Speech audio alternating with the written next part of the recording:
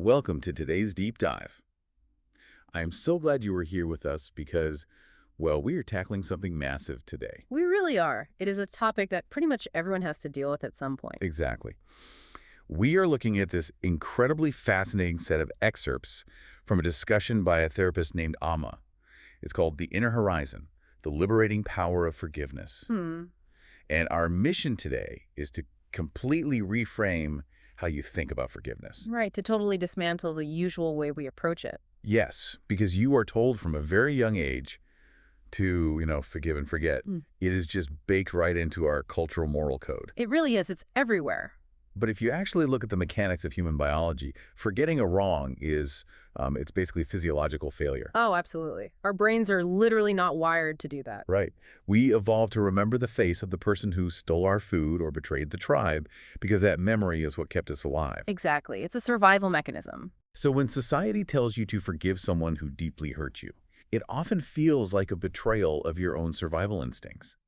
It feels like you being asked to look at a predator and just, I don't know, pretend they were a puppy. That is such a great way to put it. It feels entirely unnatural. And you're the one who was wronged, your boundaries were violated, and yet you're the one sitting there being tasked with the heavy lifting of pardoning them. It's overwhelming. It is overwhelming, and it creates this terrible psychological double bind for people. It really does. So, okay, let's unpack this. Because the central thesis from Emma's discussion is that forgiveness isn't about excusing what happened. It is about choosing freedom over bitterness. Yes, and I love that we are diving into this because we aren't just going to talk about the philosophy of forgiveness today. We are going to get into the actual mechanics of how to achieve it. The practical steps. I love that. Right. We are going to focus on how to actually release the weight of all that anger, resentment, and pain because the cultural definition we usually rely on is fundamentally flawed. How so? Like, what are we getting wrong?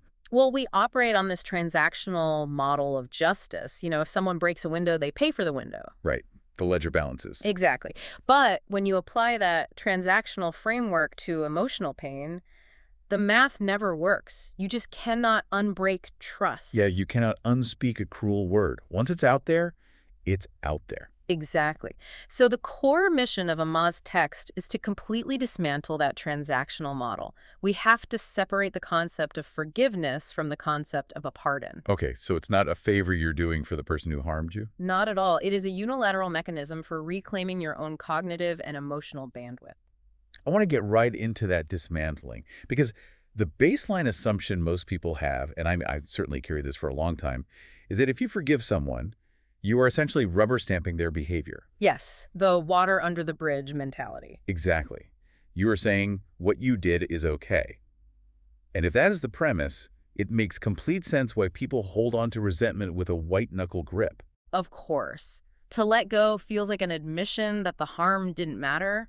Right. But Emma's premise entirely decouples forgiveness from reconciliation. Right. Yeah. Yes, completely. And that conflation mixing up forgiveness with reconciliation is what keeps people trapped in this state of chronic victimhood. Because you're waiting for the other person to fix it. Exactly. If you believe that forgiving someone requires you to rebuild a relationship with them or, requires them to feel remorse and apologize, you are effectively outsourcing your emotional regulation to the exact person who proved they cannot be trusted with it. Wow. Outsourcing your emotional regulation to a bad actor. That is terrifying when you put it like that. It really is. You are chaining your own psychological recovery to their behavior. Emma defines forgiveness strictly as an internal release. An internal release, so it has nothing to do with them. Nothing. It is a private, internal state change. It has absolutely nothing to do with interpersonal resolution. It's a choice to say, I will not let this pain define me. But I want to push back on the practical reality of that for a second. On behalf of anyone listening who might be thinking this. Sure, go ahead. If I am not fixing the relationship, and I'm not saying what they did was okay, then what exactly am I doing? It sounds nice in a therapy office, but in the real world, doesn't unilateral forgiveness just enable bad actors? That is the most common fear, but it assumes that an internal release means you drop your external boundaries. Right, like if someone scams me, and I just internally release it without demanding restitution, aren't I just letting them off the hook to do it again? No, because that's a false dichotomy. You can absolutely press charges against someone who scammed you, testify against them in court, and ensure they face the maximum societal consequences. Okay, so you still hold them accountable. Exactly. You do all of that while simultaneously doing the internal work to release the physiological and emotional grip that the event has on your nervous system. Oh, I see. So the accountability is external, but the forgiveness is internal. Yes, accountability protects society and enforces boundaries. Forgiveness protects your own physiology from the corrosive effects of chronic stress. You don't need to harbor a visceral, burning hatred for a person just to recognize they are dangerous and keep them out of your life. Okay, that makes so much sense. So it's about untangling the boundary from the emotion. Mhm. You can build a 10-foot brick wall to keep someone out, but you don't have to spend your days pacing back and forth behind that wall, obsessing over the person on the other side. That pacing analogy is a perfect way to visualize the tension. When you hold a grudge, you are basically locked in a psychological tug of war. Right, it's like a tug-of-war where the other person is pulling you into the mud. Yes, you are pulling on your end of the rope, demanding justice, demanding they understand the pain they caused. And they are either pulling back defensively or, and this happens a lot, they have dropped their end and walked away entirely. Oh, wow. So if they walked away, you were just standing there pulling on a rope attached to a goat. Exactly. You're just burning energy for no reason. So forgiveness isn't pulling harder, and it's not walking over to their side and making peace with the mud they dragged you into. It's just choosing to open your hands and drop your end of the rope. Precisely. You simply refuse to participate in the dynamic anymore. Just drop the rope. That leads perfectly into the central metaphor that Ami uses in the source material, the heady backpack. Because dropping the rope sounds great, it stops the friction burns, but why is it so incredibly hard to actually open our hands and do it? Right, because we treat anger as a protective shield. Exactly. The source text says to think of forgiveness like setting down a heavy backpack you've been carrying for years. Yes, and the crucial line Amma uses there is so profound. She says the weight doesn't disappear because the past changes. It disappears because you choose to stop carrying it. Because the past is immutable. Nothing you do today is going to give you a different yesterday. Exactly. And there's a profound psychological truth there. No amount of resentment acts as a time machine. God, we really want it to, though, don't we? We subconsciously believe that if we maintain the rage, we are somehow holding the perpetrator accountable in the ether. We do. We treat the anger like it's a tether to the event. But physiologically, it functions as a parasite. A parasite. That is a strong word. Let's unpack the actual mechanics of carrying that heavy backpack. Well, let's look at the metabolic cost of it. When you ruminate on a past wrong, like when you replay that argument in the shower, or when you fantasize about the perfect comeback you should have said, your brain does not distinguish between a remembered threat and a current threat. Wait, really? The brain doesn't know the difference? No, it doesn't. Your amygdala signals the hypothalamus, which triggers the pituitary gland, which tells your adrenal glands to flood your system with cortisol and adrenaline. Oh, wow. So you are literally orchestrating your own stress response on demand, just by thinking about it. Repeatedly. Daily. Your heart rate variability drops, your blood pressure spikes, and your immune system is temporarily suppressed. Holding a grudge is not a passive state of being. It requires active energy. Immense active caloric and emotional energy. You have to constantly stoke the fire to keep those neural pathways myelinated and firing. That is utterly exhausting. The weight of that backpack doesn't change the fact that the window was broken. It just guarantees that your present moment is exhausted. Exactly. It's a bizarre sunk cost fallacy. We've invested so much energy into being angry about this injustice that letting it go feels like we're bankrupting our own emotional investment. And society really feeds into this paradox, doesn't it? Like, we're told that holding a grudge is a demonstration of strength. It's standing up for ourselves. Right. It's culturally framed as having a spine. And conversely, letting go is often coded as weakness, like rolling over or being a doormat. But the source material directly counters this. If maintaining the grudge requires you to repeatedly spike your own cortisol and degrade your own baseline of peace, then the anger isn't a weapon against them.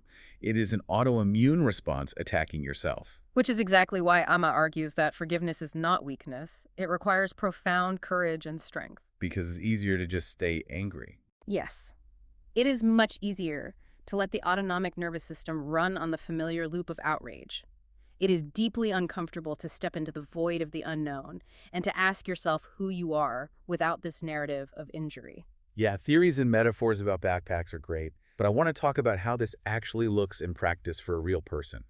Because the text gives us a clinical case study. Right, the story of the resentful son. This case grounds these abstract concepts perfectly. So, Amma shares a story about a male client who harbored a massive, debilitating resentment toward his father. And we don't even need the granular details of what the father did to understand the son's paralysis. No, because the dynamic is universal. The son was entirely stuck because he operated under that transactional model we talked about earlier. He believed the only path forward was for his father to recognize the damage, offer a perfectly calibrated apology, and for the two of them to repair the bond. He was waiting for a train at a station that had been closed for years. That is so tragic. It really is. This is where the conflation of forgiveness and reconciliation is so damaging. This man's healing was held hostage by a man who is either incapable or unwilling to provide the ransom. So what was the breakthrough moment for him in therapy? Did the father finally apologize? No, the father didn't suddenly have an epiphany. The breakthrough came when the son realized that forgiving his father wasn't about repairing their fractured relationship at all. He realized the pursuit of the apology was the very thing destroying his present. Exactly. He finally decoupled the internal release from the interpersonal resolution, and the outcome Amma notes is highly specific. What happened? He felt lighter, more open, and able to move forward in his own life. Lighter. Like he literally took the backpack off. Yes, that lightness is the literal sensation of the allostatic load dropping.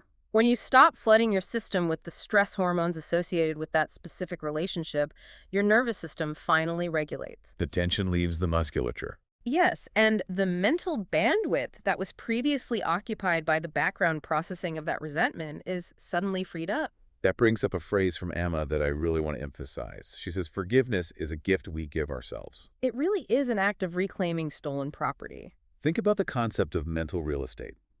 Human attention is a strictly finite resource. You only have so many cycles of processing power available to you on any given day. Absolutely.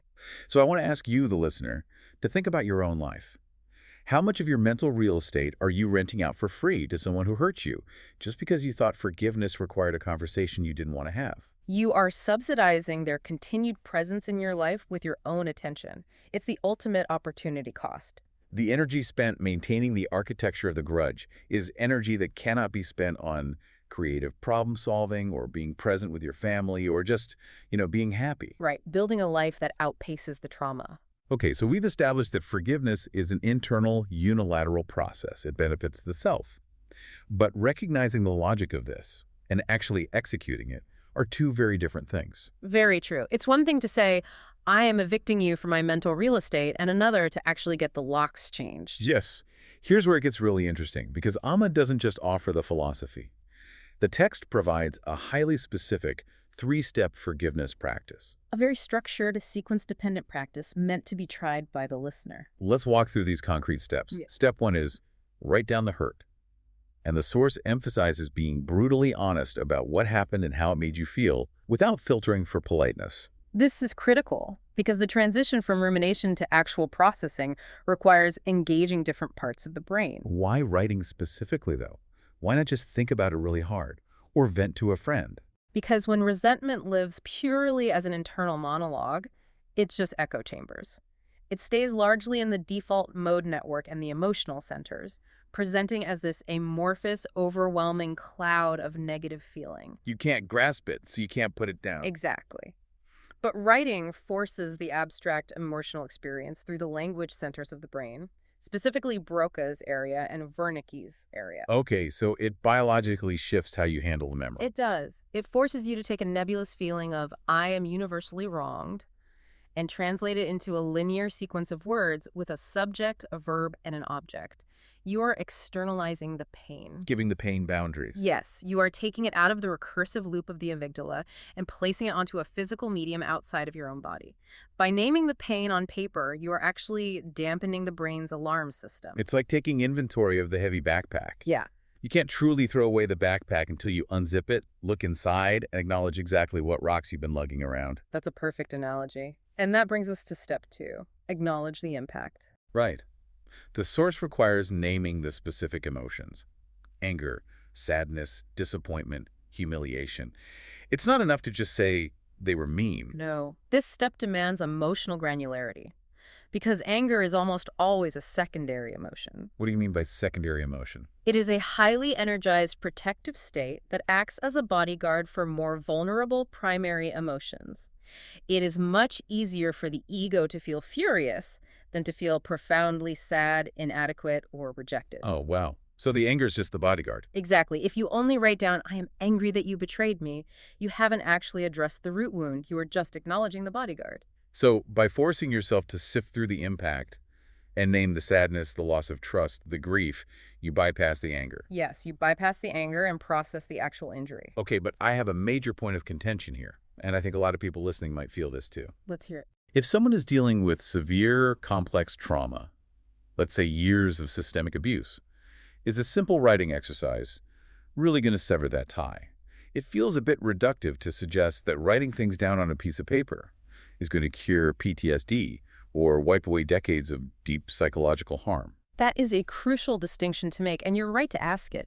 This protocol is not a substitute for trauma-informed therapy, like EMDR or somatic experiencing. Right, things that address trauma stored deeply in the body. Exactly. What Amma is providing here is a tool for cognitive restructuring around the narrative of resentment.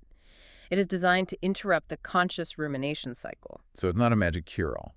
No. For someone with complex PTSD, dropping the rope isn't a one-afternoon journaling exercise.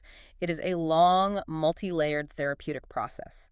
However, even in deep trauma recovery, the fundamental principle remains the same. Which is decoupling your nervous system from their actions. Yes, the writing exercise is a mechanism for building the muscle of that boundary, regardless of where you are on the healing spectrum. It's about taking back agency over the narrative, which leads directly to the final phase of this practice. Step 3, choose release. This is where we look at the specific script provided in the text. Right.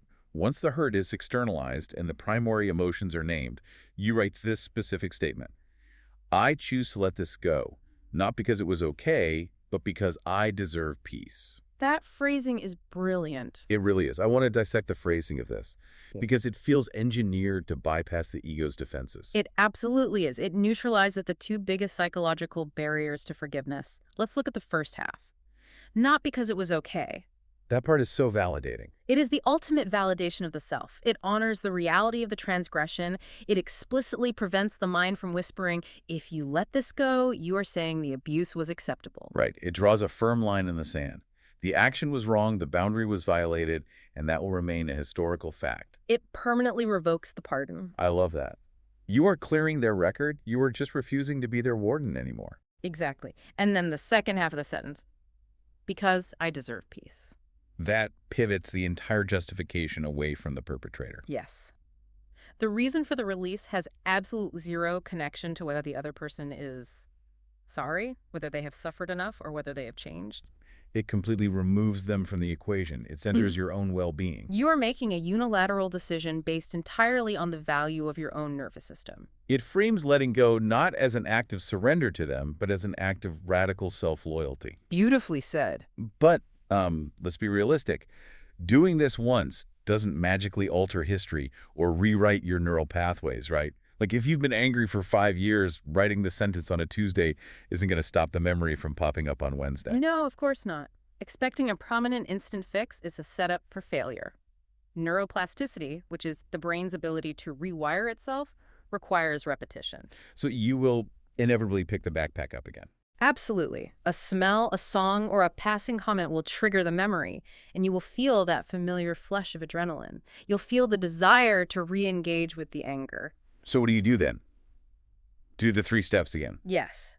The practice isn't about never feeling the anger again. The practice is about recognizing when you have picked the backpack up and consciously choosing to apply the script and set it back down. Oh, I see. So you might do it 100 times the first week. And maybe 50 times the next week. Over time, the neural pathway of the resentment weakens from lack of use, and the pathway of the release becomes your default response. You literally starve the resentment of oxygen. Exactly. And when you do that, you arrive at the ultimate promise of this entire framework. Yes. This brings us to the final segment of our deep dive. The text promises that while forgiveness doesn't erase the past, it transforms the present. It gives you space to breathe, heal, and grow. If we Oh, connect this to the bigger picture, it's all about reclaiming your energy. because when the 20% of your cognitive load that was dedicated to managing the ghost of a past betrayal is suddenly freed up, you experience a surge in available resources. You have more patience, more creativity, and more capacity for genuine connection with the people who are actually in your present life. You are no longer filtering your current reality through the distorted lens of a past injury. You start preparing for a war that ended years ago. God, that is so powerful. It really shifts the perspective from seeing forgiveness as this lofty moral high ground to seeing it as a pragmatic necessity for personal growth. It is deeply pragmatic. Like, letting go of bitterness is ultimately about stepping into your full potential, as the text states. It's an act of deep self-care. You simply cannot reach your full potential while dragging the anchor of someone else's past mistakes. The demand for transactional justice in the emotional realm is just a trap. It keeps you perpetually looking backward, waiting for an accounting error to be fixed by the very person who bankrupted you. Wow.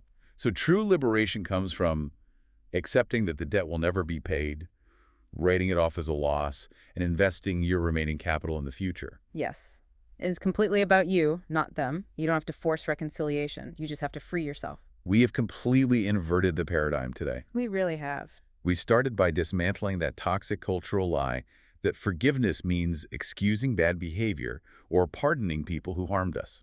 We explored the exhausting reality of the heavy backpack and how chronic resentment acts as a daily tax on your nervous system. We analyzed the case study of the father and son, proving that waiting for an apology is just outsourcing your healing. And we walked through that concrete three-step writing exercise to externalize the pain, name the emotions, and claim your inner peace. It's a profound shift from viewing forgiveness as an obligation you owe to the world to understanding it as a fundamental responsibility you owe to yourself. Remember, healing is an ongoing process. It's choosing release over and over again until the weight is finally gone. You are the architect of your own cognitive environment. You hold the deed to your mental real estate. Exactly. And that brings us to a final thought I want to leave you, the listener, with today.